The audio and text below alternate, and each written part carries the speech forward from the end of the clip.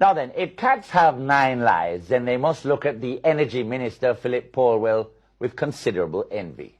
Paulwell, it seems, not only has multiple lives in politics, he also has the hide of a rhinoceros. Whether he has the memory of an elephant is debatable. His catalogue of screw-ups is longer than your average anaconda. In 2000, Paulwell admitted to a foul-up in the disbursement of public funds to NetServe Communications Limited. However, it emerged that even after the discovery of the foul-up, government continued to pump money into the failed company. Despite numerous calls for his resignation, Paulwell survived. In April 2001, Paulwell, who was at the time Minister of Industry, Commerce and Technology, instructed the Office of Utilities Regulation, the OUR, not to interfere with the rates for land-to-mobile calls. Paulwell called the OUR director then, Winston Hay, telling him that a fourth telecommunications provider was interested in investing, but would only do so if the rate stayed the same. Hay refused. Paulwell issued a directive which restricted the role of the OUR. A judicial review ruled that Paulwell had no power to issue that directive to the OUR. As slippery as an eel, Paulwell survived. In June 2006, Caribbean Cement Company recalled 500 tons of faulty product. Paulwell, at the time, the Industry and Commerce Minister, was accused of negligence and gross dereliction of duty. Why?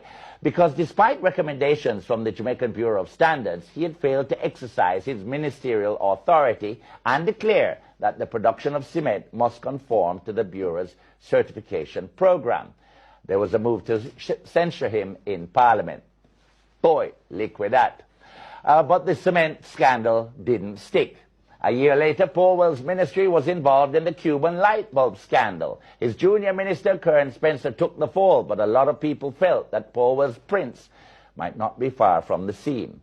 Then in 2007, more than $28 million from the Universal Access Fund, which fell under Paulwell's portfolio, was paid for legal services to a lawyer who was also an advisor to Paulwell, a move that the Contractor General said was a conflict of interest. And then just last year, the Contractor General said the intervention of the Minister of Science, Technology and Energy, you guessed it, Phillip Paulwell, into the tender process for the construction of the 381 megawatt power plant and the acceptance of one of the bidders after the deadline had been set was an improper act. An assessment, it seems, the International Development Bank is in agreement with.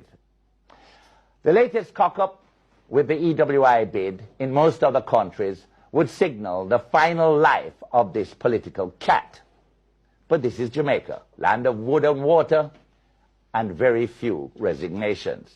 If Paulwell has a shred of dignity, he'd walk away now. Not forever, mind you, but for now. He could leave with the words, "I will return." To stay, however, would be the heights of arrogance and an insult to the Jamaicans.